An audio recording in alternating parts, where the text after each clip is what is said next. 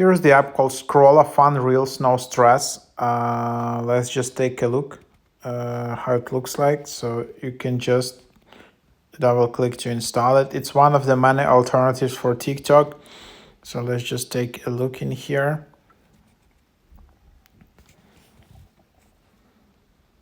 And then you can just open it up. You just agree to that.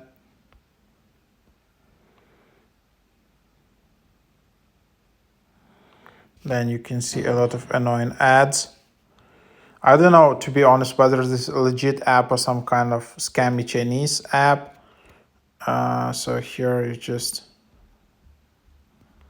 again, more ads